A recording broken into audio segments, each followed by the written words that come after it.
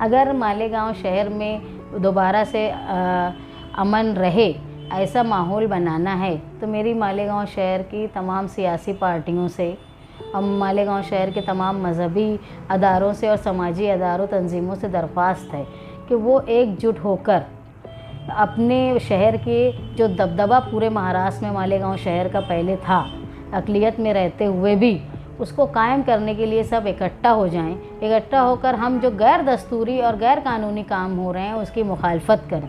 अगर हमने आज नहीं रोका तो धीरे धीरे हमारे ऊपर और सख्ती के हालात आ सकते हैं। तो मेरी मालेगांव शहर की सियासी, समाजी और मिली तंजीमों से गुजारिश है कि वो एक प्लेटफॉर्म पर आ जाएं।